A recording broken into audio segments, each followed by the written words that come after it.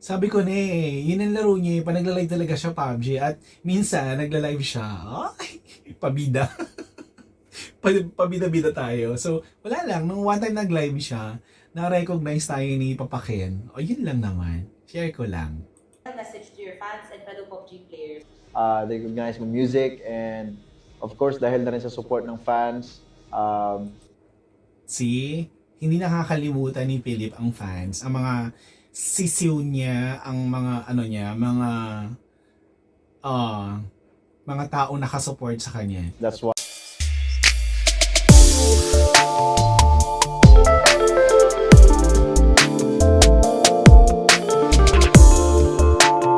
Hello mga Cops at hello mga kasisiw. Hello! I'm back again.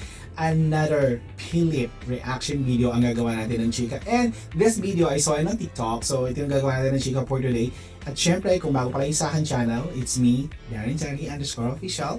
Ang bakla na talaga Chika para sa SB19. So tignan natin kung anong meron dito sa video na to ni Ken. And ito ang gagawa natin ng Chika for today's video. Syempre, kung bago pa lang sa akin channel, please subscribe and hit the notification bell and comment down there. So, tingnan natin kung anong meron dito sa video na to ni Ken. So, let's go sa go.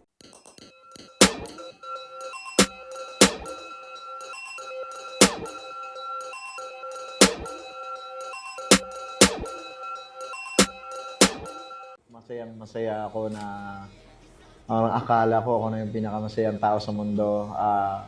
I've been dreaming that for a long time. Kinukwento ko pa sa mga kaibigan ko na pag ako nabigyan talaga ng pag ako napansin ni PUBG tapos maka-work kami. Okay, oh my kasi God. Speaking of PUBG, please mga cops, alam ko kaya niyo yan. Paano naman ako? Ang tagal kong hinahanap yun, wala akong makita, hindi ko ma-search. Yung video ni Ken sa PUBG, please. Yung naging action star siya doon. Pa-comment naman ako ng link dyan. Patulong naman ako, please. Thank you so much mga cops at mga kasisiw. Hindi naman ako pro player pero ayun nga, as an artist, I was just so happy na Pero yun ang nilalaro ni Ken, di ba? PUBG. Nagla-live nga siya, yun ang laro niya yung PUBG. recognize me, they recognize my music and of course dahil na rin sa support ng fans. See? Hindi nakakalimutan ni Philip ang fans. Ang mga sisiw niya, ang mga ano niya, mga tao nakasupport sa kanya. That's why PUBG, naging interesado na si PUBG sa akin. Yeah. Ayan, I was just so happy kasi sobrang open ng PUBG talaga. Like, sinasabi nila sa akin na be yourself, be genuine kasi di rin namin gusto na parang pipilitin ka namin na ipagawa yung mga itong bagay which is hindi mo naman talaga, kumbaga hindi mo siya character so pangit din na ipakita natin yun sa tao pero hindi naman ikaw. So that's why I was so happy and I was surprised actually to be honest kasi wow, PUBG is so open. So, yung yung isa sa mga dream comes true, yung mapasama sa artist or mabigyan ng pagkakataon na maka-work ang PUBG. So, di ba? Another achievement for Ken. With everything and tinatanggap nila yung visions ko din. So, marami siyang input doon sa ano na yun, sa commercial na yun, or doon sa collaboration ng PUBG. So, gusto ko talaga mapanood yun ng bonggang-bongga. Patulong naman mga cops. Especially kasi may mga kagustuhan rin ako. So, nung binigay rin nila sa akin yung kagustuhan ko, I was just so happy and very thankful and hindi ako nagkamali na isupport si PUBG and maglaro ng PUBG talaga and mahalin din yung PUBG. Sabi ko na yun ang laro niya pa nagla-live talaga siya PUBG at minsan nagla-live siya. Ay, pabida.